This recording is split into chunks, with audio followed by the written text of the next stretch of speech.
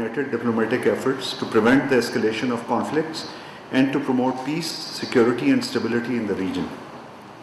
President Zardari strongly condemned the unprovoked Israeli aggression against Iran and lauded the bravery and unity of the Iranian nation during the recent 12-day war. He expressed the hope that President Masoud Pezeshkian's visit would further solidify the brotherly relations between the two countries. President Pezeshkian thanked the leadership and people of Pakistan for their support during the 12-day war and appreciated Pakistan's constructive role in advocating de-escalation, dialogue and diplomacy for the peaceful resolution of disputes. President of Iran also met the Prime Minister of Pakistan. While underscoring the long-standing brotherly relations between Pakistan and Iran, the Prime Minister reaffirmed Pakistan's solidarity and support for the Iranian leadership, Iranian armed forces and the people of Iran, who bravely fought against Israel's aggression in the 12-day war. He offered condolences on the martyrdom of Iranian military officials, scientists and innocent citizens during the war and prayed for early recovery of the injured. He also thanked Iran for its strong support to Pakistan during the recent Pakistan-India standoff. President Pezeshkian thanked the government and people of Pakistan for their unwavering support to Iran during the war and said that Iranian nation would always remember this gesture. A number of initiatives for enhancing trade were discussed, including facilitating barter trade, enhancing quota for export of rice, fruits and meat, border markets operationalization, and addressing issues related to enhancing trade. The two leaders reaffirmed their shared vision to enhance the existing volume of trade of $3 billion to the mutually agreed target of $10 billion soon. Deputy Prime Minister, Foreign Minister, Senator Mohammad Ishaq Dar also called on the President of Islamic Republic of Iran on 3rd August 2025. The DPM reaffirmed Pakistan's commitment to its historic and brotherly ties with Iran, emphasizing their strong foundations in shared history, common cultural heritage, faith and mutual respect. President Pezeshkian appreciated Pakistan's support and reaffirmed Iran's resolve to improve bilateral collaboration in various areas of shared interest. Deputy Prime Minister, Foreign Minister, Senator Mohammad Ishaq Dar also met Foreign Minister of the Islamic Republic of Iran, Sayyid Abbas Araghchi, during the state visit on 2nd August 2025 in Islamabad. During the meeting, the two sides held preliminary discussions on key substantive issues which were discussed at the leadership level subsequently. On 3rd August 2025, the Deputy Prime Minister, Foreign Minister, Senator Mohammad Ishaq Dar oversaw the dispatch of Pakistan's 17th consignment of humanitarian aid to Gaza, consisting of 100 vital supplies, including food, ready-to-eat meals, powdered milk and medical equipment. This relief effort is part of Pakistan's ongoing commitment to supporting the Palestinian people who continue to endure extreme suffering amid an ongoing humanitarian crisis in Gaza. In his statement, the Deputy Prime Minister emphasized that Pakistan remains steadfast in its support for Palestine during these trying times. He reiterated Pakistan's call for an immediate and unconditional ceasefire in Gaza, the protection of civilians, and unhindered access for humanitarian assistance.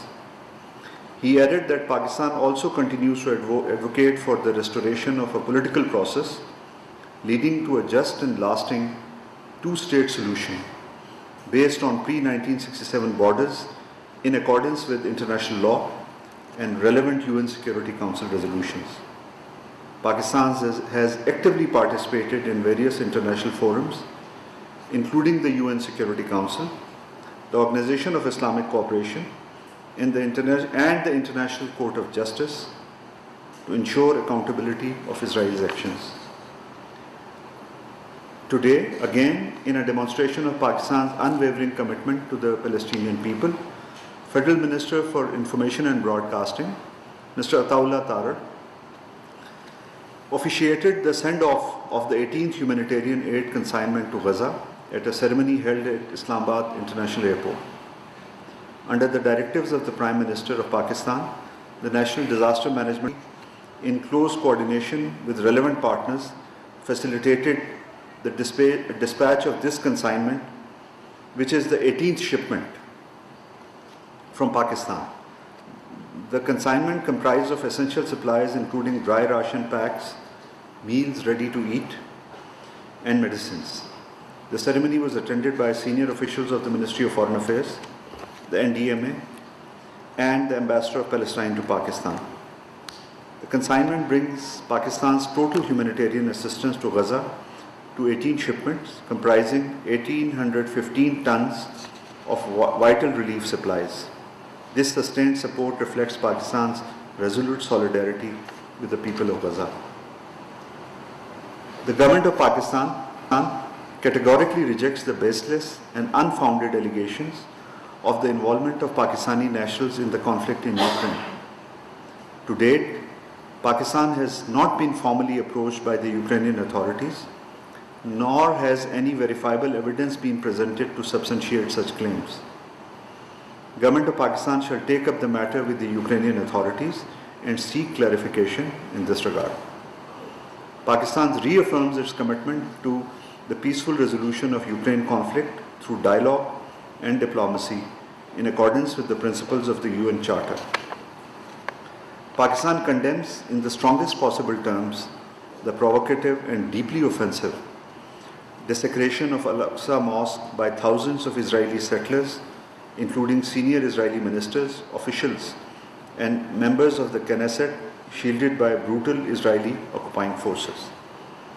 The presence and statement of senior Israeli officials and the repugnant declaration that the Temple Mount is ours are a dangerous and deliberate attempt to provoke religious sentiments across the world, escalate tensions, and alter the status of Al-Aqsa Mosque.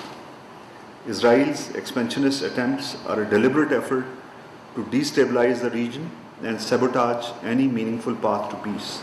These provocations risk igniting a catastrophic spiral of violence across the region.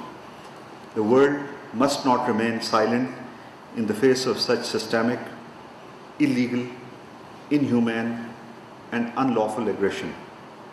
Such actions constitute a blatant violation of international human rights and humanitarian laws, the UN Charter, as well as various UN and OIC resolutions.